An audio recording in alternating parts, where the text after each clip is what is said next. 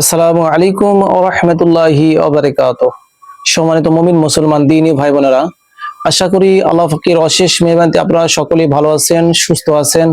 আপনাদের দোয়ায় আল্লাহ পাকের অশেষ মেহেরবানিতে আমিও ভালো আছি, সুস্থ আছি, আলহামদুলিল্লাহ। সম্মানিত ভিউয়ার্স, আপনারা দেখছেন আমরা মুমিন মুসলমান ইউটিউব চ্যানেল, সঙ্গে আছি আমি মোহাম্মদ ওলিউল্লাহ। সম্মানিত ভিউয়ার্স, অনেক দিন হলো আমি আসলে আপনাদেরকে ভিডিও দিতে পারছি না, দেওয়ার চেষ্টা করেও আমি আসলে ব্যর্থ হচ্ছি ব্যস্ততার কারণে।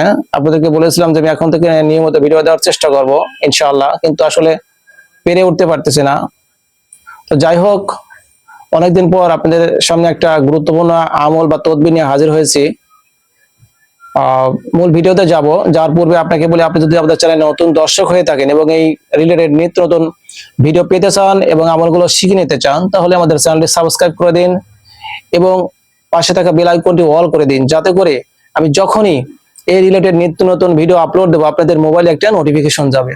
সেখান থেকে আপনারা অতি সহজেই আমলগুলো দেখে নিতে পারবেন এবং শিখে নিতে পারবেন। তো চলুন ভিউয়ার্স, কথা না বাড়িয়ে মূল আলোচনা চলে যাই। সম্মানিত ভিউয়ার্স, থাম্বনেল দেখে বুঝতে পারছেন আমি কি ধরনের ভিডিও আপনাদেরকে দিতে যাচ্ছি, কি ধরনের আমল দিতে চাচ্ছি।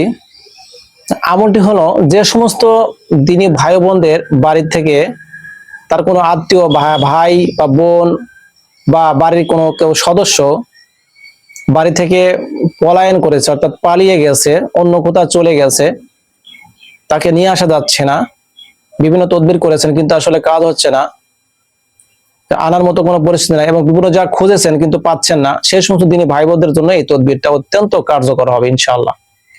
তো আমি যেভাবে বলি, যে পদ্ধতিতে করতে বলি, সেই পদ্ধতিতে সেই নিয়মে যদি আপনি করে নিতে পারেন, ইনশাআল্লাহ আপনি হাতে নাতে ফল দেখতে পারবেন ইনশাআল্লাহ তাআলা।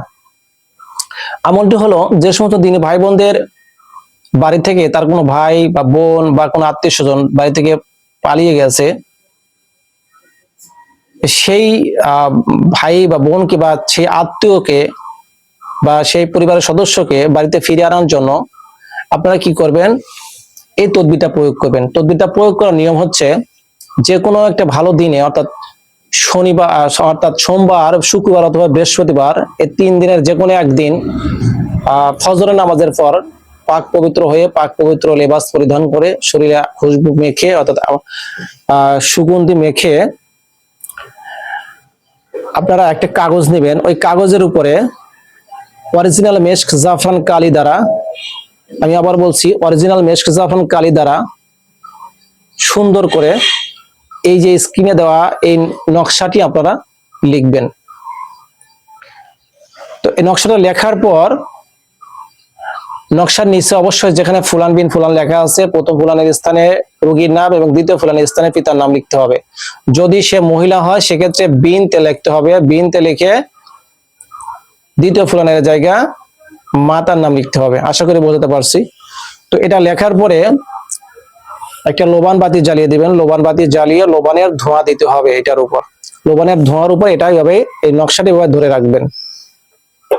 তো এই নকশাটি লেখার অবশ্য নিয়ম আছে, নিয়মটা আসলে আমি এখানে আপনাদেরকে বোঝাতে পারছি না, ভিডিওটা অনেক লম্বা হয়ে যাবে। তো যারা করবেন আমলটি আমাকে পার্সোনাল নক দিন, ইনশাআল্লাহ আমি এটা শিখিয়ে দেব। আর একটা বিষয়, সেটা হচ্ছে এই নকশাটা লিখতে হলে অবশ্যই, আমলটি করতে হলে অবশ্যই নকশাটা জাকাত আদায় থাকতে হবে। যার জাকাত আদায় আছে, যার জাকাত আদায় করা আছে, সেই ব্যক্তি আমলটি করতে পারবে। তাছাড়া আমলে কার্যকর নাও হতে পারে। যদি রুহানিয়াত ভালো থাকে সেক্ষেত্রে আমলটি করলে কাজ হবে ইনশাআল্লাহ অবশ্যই, কিন্তু রুহানিয়াত যদি ঘাটতি থাকে, কম থাকে, সেক্ষেত্রে কাজ নাও হতে পারে। তবে জাকাত দেয়া থাকলে 100% কাজ হবে ইনশাআল্লাহ তাআলা, এটা একদম পরীক্ষিত। এই নকশাটি যখন লেখা হয়ে যাবে, লেখার পর সুন্দর করে ভাঁজ করে এই নকশাটিকে কোনো অন্ধকার ঘরের মধ্যে, যে ঘরের মধ্যে কেউ যায় না, এই ঘরের মধ্যে অন্ধকার থাকে, দিনের বেলা অন্ধকার থাকে, সেই ঘরের মধ্যে একটা পাথর চাপা দিয়ে রাখবেন। ওই নকশাটারই উপরে একটা পাথর চাপা দিয়ে রাখবেন। ইনশাআল্লাহ অল্প দিনের মধ্যেই ওই যে ব্যক্তি পালিয়ে গেছে, ওই ব্যক্তি বাড়িতে আসতে বাধ্য হবে ইনশাআল্লাহ, এতে কোনো সন্দেহ নাই। তো আশা করি আপনাদের সকলকে আমলটি আমি বোঝাতে পারছি। যারা এটার জাকাত দিতে চাচ্ছেন বা এই নকশার জাকা দিতে চাচ্ছেন, আমাকে পার্সোনাল নক দিন, ইনশাআল্লাহ আমি এটা শিখিয়ে দেব। আর এই নকশাটি লেখার একটা বিশেষ নিয়ম আছে, সেটা আমি ইনশাআল্লাহ আপনাদেরকে শিখিয়ে দেব। তো যাই হোক, আজ এই পর্যন্তই। অন্য কোনো ভিডিওতে বা অন্য কোনো সময়ে আপনাদের সাথে ইনশাআল্লাহ দেখা হবে, কথা হবে। আমার জন্য সকলে দোয়া করবেন, আমি আপনাদের সকলের জন্য দোয়া করি। আল্লাহ পাক যেন সকলের সমস্ত রকম বিপদ বালা মুসিবত থেকে যেন সকলকে হেফাজতে রাখে, অসুখ বিসুখ বালা মুসিবত থেকে হেফাজতে রাখে, এবং সকলকে আল্লাহ পাক যেন যে পথে চললে আল্লাহ পাক রাসূলুল্লাহ রাজি খুশি সে পথে যেন আল্লাহ পাক সকলকে পরিচালিত করে, আমাকে যেন ওই পথে পরিচালিত করে, আমরা সকলেই বলে আমিন। আর এই ভিডিওটা ভালো লাগলে অবশ্যই আপনারা লাইক, কমেন্ট এবং শেয়ার করতে ভুলবেন না। আসসালামু আলাইকুম ওয়া রাহমাতুল্লাহি ওয়া বারাকাতুহু।